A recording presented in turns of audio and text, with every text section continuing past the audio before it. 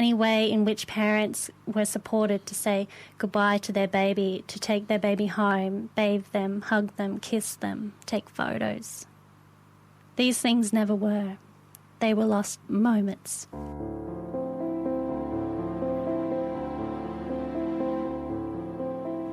And from the moment I knew I was pregnant, I was so happy and so excited. And I had one of those sort of beautiful pregnancies where I'd walk along the beach and I just was planning this life I was going to have together with my baby and dreaming of how proudly I would show her off, and had my mother coming, 10 friends and 2 midwives, and it was just the whole thing leading up to it was absolutely beautiful.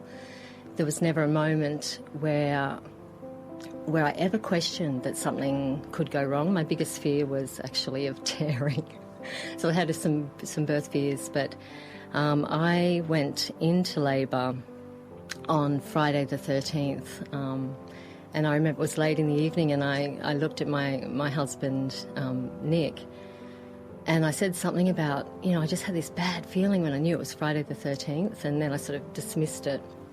And I pulled a rune because I was into rune stones, and I pulled the rune, I think it's called Halagaz or something. It's the rune of destruction, and put that aside, and then went into labour. And I laboured for 8 hours through the night, and we'd planned a water birth, and there were people coming in filling up the room, and there was beautiful music playing in the background, and I just was so beautifully supported by my partner and my friends. And I remember the midwife saying, "Okay, Suzanne, we want to get this baby out now." And so I really made more of an effort to push, and born into the water. And I remember she was absolutely white, and I could see the look of concern on my midwife, who immediately, she was very flaccid, and she immediately began moving her back and forward and rubbing her back and saying to me, talk to your baby, Suzanne. And pretty quickly her heart rate, which was about 40 beats a minute when she was born, picked up to normal. And so her colour, she went back to this beautiful rosy, and she just looked like this perfectly sleeping baby. She was breathing a little bit. The midwives had oxygen, and they got her breathing. And time just kind of turned to chewing gum. It just slowed down. And I remember, Kaya, she didn't open her eyes. And after some time passed, she started to get contractions where her limbs started to contract in. I knew there was serious problems.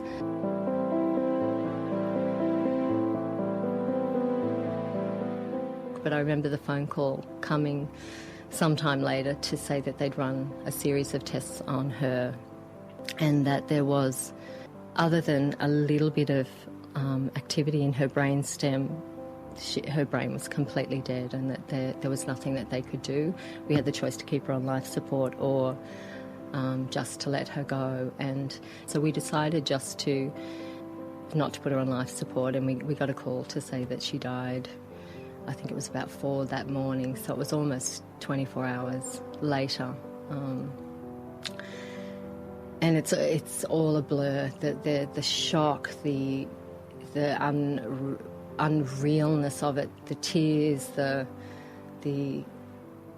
this can't, this is a dream. This, I'm going to wake up. And I just remember Nicholas and I just hugging each other and sobbing. But also that same morning, for me, I felt like I was given a sort of a message, because it's like, why? You ask, why me? And I just felt like there was a message that came through that it was meant to be, that there wasn't... Yeah, it just felt like it helped me to accept that it had happened.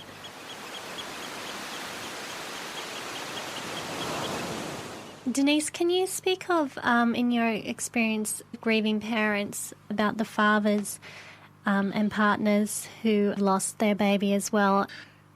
It's equally as devastating. There's absolutely no doubt, because it's the loss of a dream as well. But the person who's left standing beside that woman doesn't know what to do either. So often they take on the task of just doing and getting on with life. because it feels like somebody's got to ground the situation at that time often. And to the woman, it can feel like the partner's not caring. Sadly, there's a huge amount of breakdown of relationships through this, because the common story that I get is somebody's grieving better or not as well as the other one, or somebody's not supporting the grief, or somebody, there's all this discussion and judgment around who's grieving. But I think for the partner to hold the space for themselves and to hold the space for the grieving woman is very, very difficult. So, I would encourage everybody who's had a pregnancy loss to try and get to somebody who they can talk this out with. How do we do this? Get some guidance, get some really simple, and usually it's about talking about what can I do for this week that supports her, and what can I do for myself this week. So having tasks grieving almost. Because it's so difficult during that time as a couple. There's the moments that can break a relationship and the moments that can bond a relationship like no other. And it's known that statistically that many relationships do fall apart with the loss of a child, because partly because there's a constant reminder in the other person of what wasn't to be. And at the same time, it can be something that also bonds a couple like never before. We just can't know how each individual couple is going to move forward in that relationship. In the arms of the angel, fly away from here. This is called I Pause, spoken word by David Montiff after the stillbirth of his daughter Grace. David and his partner Shiban created the charity Grace in Action, a UK charity for providing support, disseminating information, raising awareness of stillbirth issues using the multimedia approach. You can connect with David or watch the clip I'm about to play here. It's on YouTube. Search for Grace in Action, I Pause, by David Montiff. There was a pause and a breath.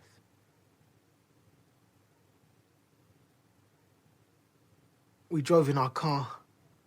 The hospital wasn't far, but my breathing was shallow and laboured. In my head, I was hoping we soon would be laughing because my daughter was hopping, trying to avoid the Doppler. Then the lady, she scanned us, and the words she was speaking, which were apparently English, suddenly made sense in my head. "I'm sorry," she said. I pause. And I breathe. It's the only way to relieve this pressure that's bending my chest and punching my brain. My wife's eyes are tearing as grief is searing a path to her soul, and I'm no longer whole because of my grace-shaped hole.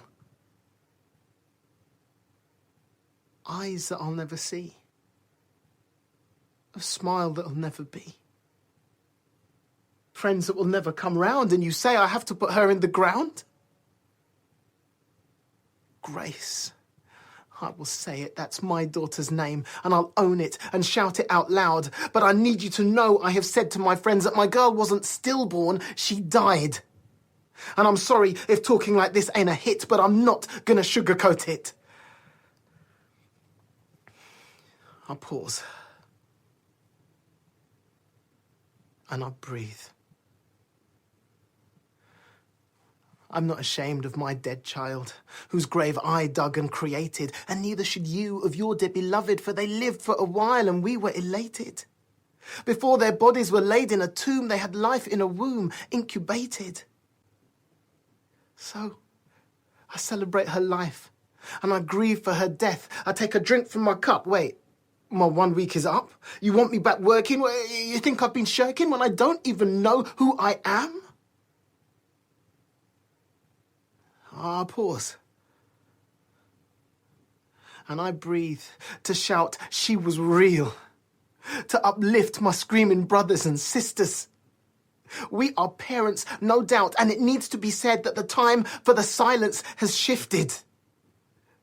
An MP sat and debated. Yes, brave mother spoke, but has my anger abated? Because so many seats there were empty, like my heart when my daughter left me. So screw the taboo. Let's stand up with pride, tell the world of our grief. Depression and guilt. I'm giving you notice because my eyes are sparkling again. Because it's time doctors woke up and the public got broke up because I ain't living in silence no more. See, the quiet inside is too loud to contain. I have to do something. I just can't refrain.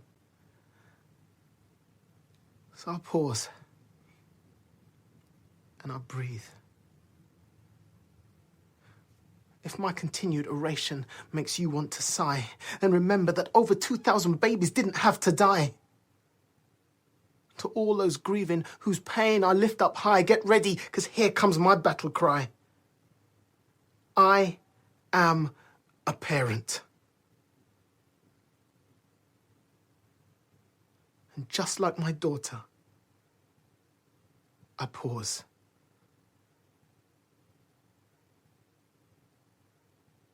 And unlike my daughter, I breathe.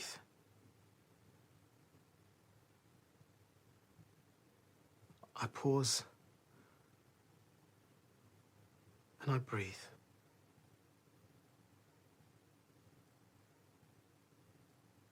I pause.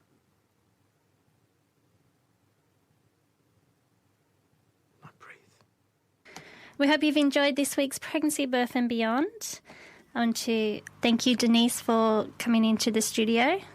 And Denise's website is deniselove.net. A huge thank you to our parents for sharing their stories, Stephanie, Suzanne, and also David for his spoken word poetry. This episode was produced with the support of the Community Broadcasting Foundation.